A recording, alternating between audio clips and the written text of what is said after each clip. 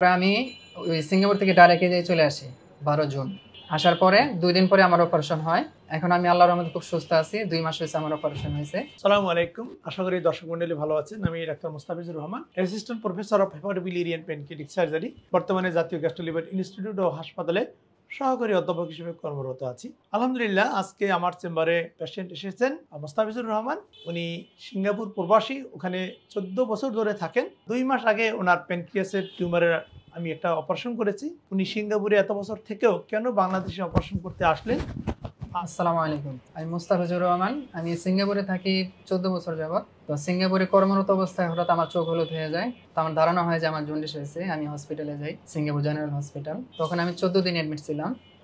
এই 14 দিন আমার ওনারা শুধু পরীক্ষা নিরীক্ষাই করে, সিটি স্ক্যান করে, এমআরআই করে। পরে ওনারা বলে যে আমার প্যানক্রিয়াস ক্যান্সার হয়েছে, ছোট একটা টিউমার হয়েছে আর কি প্যানক্রিয়াসে। তো ওনারা বলে এটা ইমিডিয়েট অপারেশন করতে হবে। তো আমি যখন জিজ্ঞেস করি যে এটা খরচটা কীরকম আসবো, ওনারা বলছে যে 70 লক্ষ থেকে 1 কোটি টাকা, আবার এটা প্লাসও হতে পারে যদি জটিলতা তৈরি হয়। তো এটা তো আমার জন্য অনেক ব্যয়বহুল।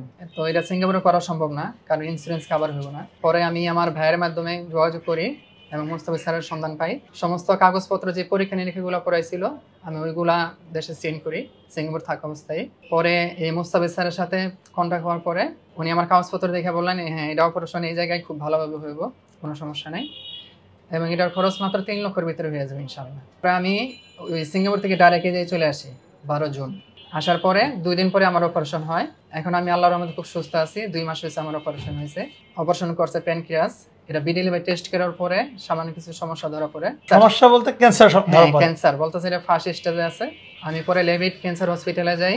ওনারা কাগজপত্র দেখে বলে যে অপারেশনটা খুব সুন্দর হয়েছে, ভিতরে কোনো সমস্যা নেই, কোনো জটিলতা নেই, এখন কিছু কেমন নিলেই ঠিক হয়ে যাবে। তো আমি এখন এই চিকিৎসার মধ্যে আছি। দর্শকদের উদ্দেশ্যে কিছু বলবেন কিনা আপনি? আমি দর্শকদের উদ্দেশ্যে বলতে চাই, আপনাদের যত বড় রোগই হোক, সব রোগের চিকিৎসা আমাদের বাংলাদেশে আছে ইনশাআল্লাহ। আপনার এটা আত্মবিশ্বাস আপনার ভিতরে রাখতে হবে। আমাদের ডাক্তাররা খুবই এক্সপার্ট, বিশ্বমানের ডাক্তার বর্তমানে বাংলাদেশে আছে। যেই কোনো রোগের সমস্যা, যেই কোনো যত বড় অপারেশন হোক, আপনারা বিশ্বাসের সহিত বাংলাদেশেই করতে পারেন। আলহামদুলিল্লাহ, থ্যাংক ইউ। মোস্তাফিজ সাহেবের যে অপারেশনটা করেছি, অর্থাৎ হুইপলস সার্জারি বা প্যানক্রিয়াটিকোডিউডেনেক্টমি, যেটা অত্যন্ত জটিল এবং কমপ্লেক্স একটা সার্জারি, অত্যন্ত চ্যালেঞ্জিং একটি অপারেশন। প্যানক্রিয়াসের অংশ বিশেষ, পাকস্থলীর অংশ বিশেষ, পিত্তথলি, পিত্তনালী এবং খাদ্যনালীর অংশ বিশেষ নিয়ে আসতে হয়। পাশাপাশি এগুলো আনলেই তো হবে না, পাকস্থলীর সাথে খাদ্যনালীর একটা বাইপাস, লিভারের সাথে খাদ্যনালীর একটা বাইপাস, এবং প্যানক্রিয়াসের যে অংশটুকু রেখে আসি সেইখানে খাদ্যনালীর একটা বাইপাস, অর্থাৎ 3টা ক্ষেত্র বিশেষে 4টা বাইপাস করতে হয়। এই অপারেশনটি করতে 5 থেকে 8 ঘন্টা সময় লাগতে পারে। আলহামদুলিল্লাহ, হুইপলস বা প্যানক্রিয়াটিকোডিউডেনেক্টমি করলাম।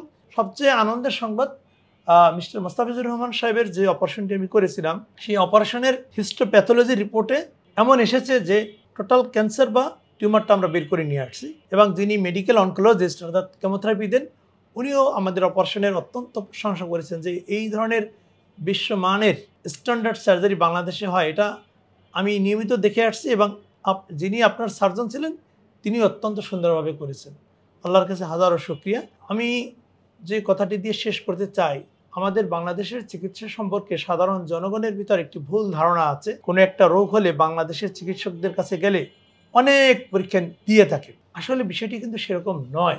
হয়তোবা আমাদের আর্থসামাজিক অবস্থার কারণে এই বিষয়গুলো মাথায় আসে যে কেন এত পরীক্ষা। যদি আমি মোস্তাফিজ সাহেবের কাছে জিজ্ঞেস করি, বুঝতে পারবেন আপনারা যে আসলে একটা রোগ শনাক্ত করতে কত পরিমাণ খরচ হতে পারে। আমরা একটু মোস্তাফিজ সাহেবের কাছে শুনবো যে আপনার তো চোখ হলুদ হয়েছিল, জন্ডিস।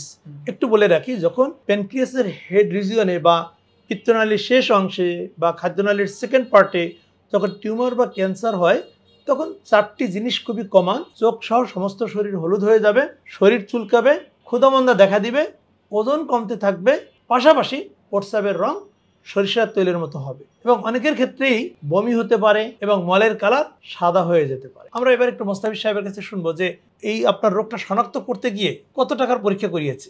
এই রোগটা শনাক্ত করতে গিয়ে আমার হসপিটালে থাকতে হয়েছে 14 দিন, আর টোটাল বিল আসছে হলো 35 থেকে 37 লক্ষ টাকার ভিতরে। অথচ এরকম একটি প্যানক্রিয়াটিক হেড ক্যান্সার শনাক্ত করতে বাংলাদেশে সর্বোচ্চ হলে 25 থেকে 40 হাজার টাকা প্রয়োজন হয়।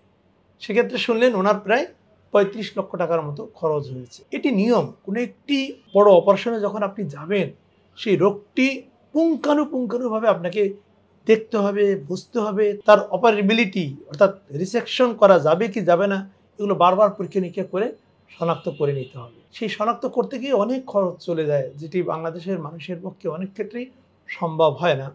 যাদের সম্ভব হয় না, অবশ্যই আপনারা বাংলাদেশে যে সকল সরকারি হসপিটাল আছে সেখানেও কিন্তু অনেক পরীক্ষা আছে, আপনারা সেই পরীক্ষাগুলো করে নেবেন। বাংলাদেশের চিকিৎসা সম্পর্কে আশা করছি আপনারা যে একটা ভুল ধারণা পোষণ করেন যে চিকিৎসকরা অযথা অনেক পরীক্ষা দেয়, হয়তোবা ক্ষেত্র বিশেষে সেটি সঠিক হতেও পারে, তবে অধিকাংশ ক্ষেত্রে সেটি ঠিক নয়।